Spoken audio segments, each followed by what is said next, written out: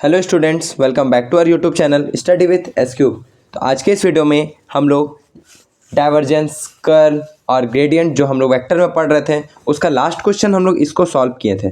अब इसके आगे हम लोग पढ़ने जा रहे हैं divergence of A vector function. तो लिखते हैं टॉपिक का नाम डाइवर्जेंस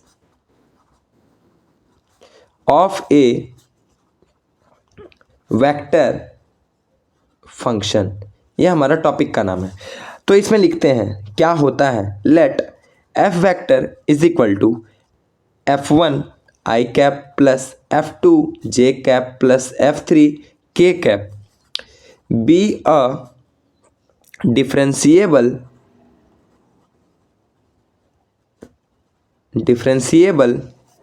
वेक्टर पॉइंट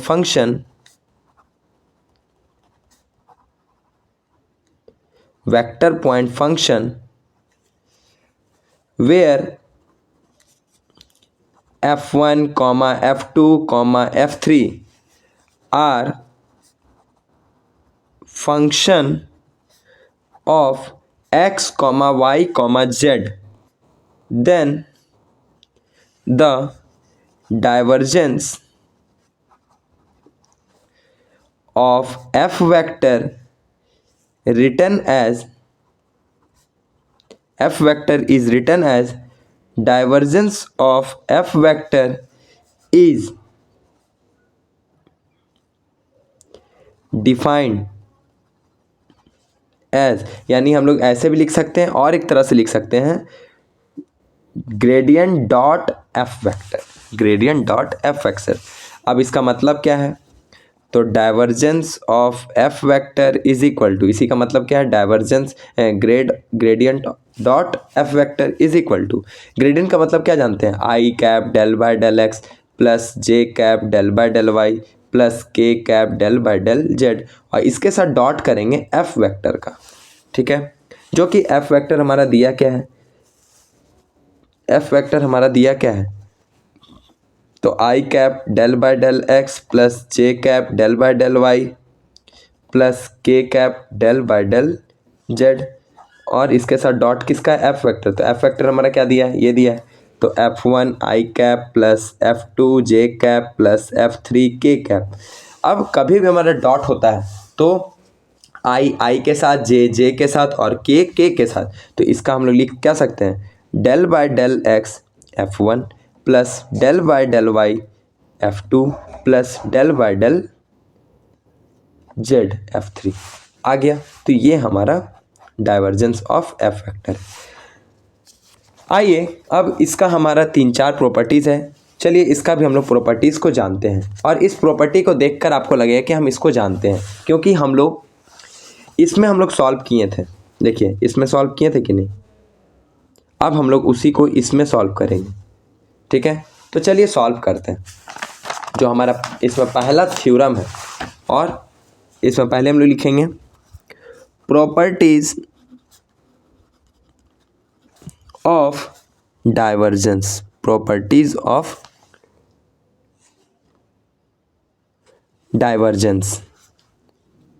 ठीक है, प्रॉपर्टीज़ ऑफ डाइवर्जेंस। तो प्रॉपर्टीज़ ऑफ डाइवर्जेंस में हमारा सबसे पहले आता है theorem number 1। Theorem number one क्या बोलता है, divergence of the sum of two vector point function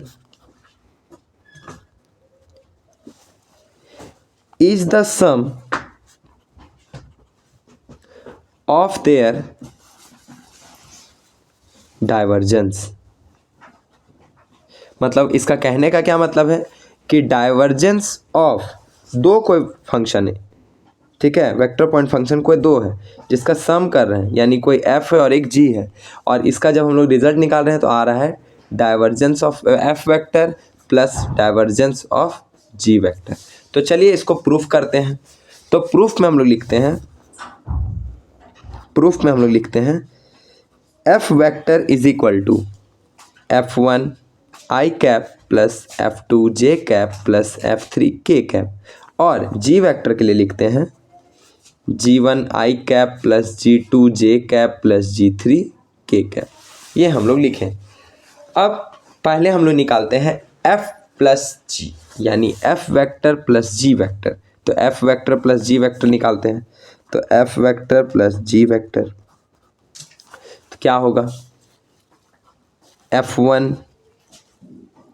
I cap plus F2 J cap plus F3 K cap, ठीक है, plus G1 I cap plus G2 J cap plus G3 K cap होगा।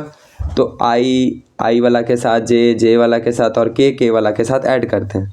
तो F1 plus G1 I cap plus F2 plus G2 J cap plus F3 plus G3 K cap, इतना value हमारा निकला। अब हम लोगों को निकालना क्या है, तो divergence of F plus G, ठीक है। तो निकालते हैं। Divergence of F plus G का मतलब क्या है, del dot F plus G vector, है ना। डेल का मतलब क्या है हमारा, डेल का मतलब है I cap del by del X plus J cap del by del Y plus K cap del by del Z. और इसके साथ डॉट किसका करवा रहे हैं, इस पूरे का। तो लिखते हैं F1 plus G1 I cap plus F2 plus G2 J cap plus F3 plus G3 K cap हो गया।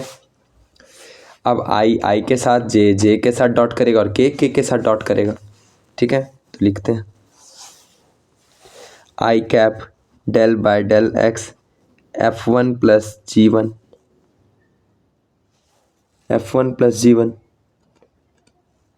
नहीं, आई तो हमारा आई हमारा डॉट मिलके क्या हो गया 1 plus del by del Y F2 plus G2, इसके साथ भी क्या हो गया 1 del by del Z F3 plus G3, और इसके साथ भी 1, क्योंकि I dot I J dot J K dot के हमारा डॉट प्रोडक्ट होता है, तो हमारा आता है रिजल्ट 1। अब इसका क्या लिख सकते हैं, इसको लिख सकते हैं del F1 by del X, फिर del G1 by del X, इसको del F2 by G Y del Y plus del G2 by del Y plus del F3 by del Z plus del G3 by del Z. अब क्या करते हैं, F1 वाले term को एक साथ लिख देते हैं।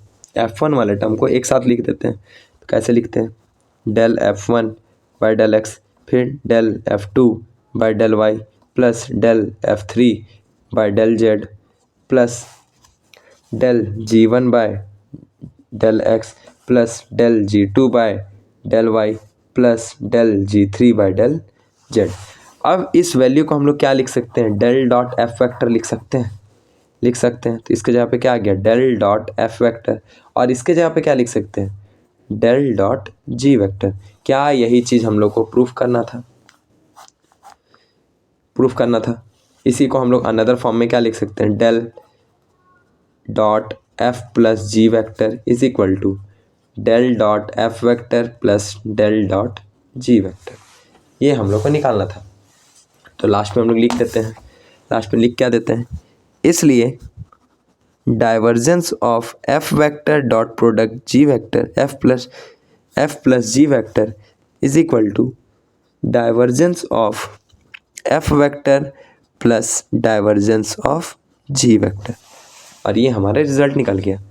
अब आते हैं हम लोग नेक्स्ट एक थ्योरम,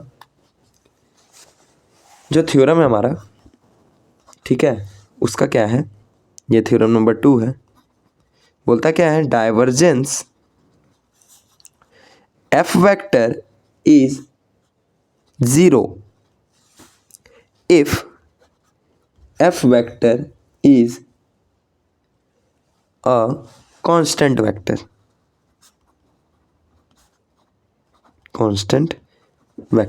यानी क्या बोल रहा है, एफ वेक्टर का हमारा डाइवर्जेंस क्या आता है, 0 आता है, क्योंकि एफ वेक्टर हमारा क्या है, कांस्टेंट है। अब हम लोग डिफरेंशिएशन में पढ़े हैं, कभी भी कोई कांस्टेंट का अगर हम लोग डिफरेंशिएशन करते हैं तो हमारा क्या आता है, रिजल्ट 0। तो चलिए इसको भी सॉल्व करके हम लोग प्रूफ करते हैं। तो लिखते हैं प्रूफ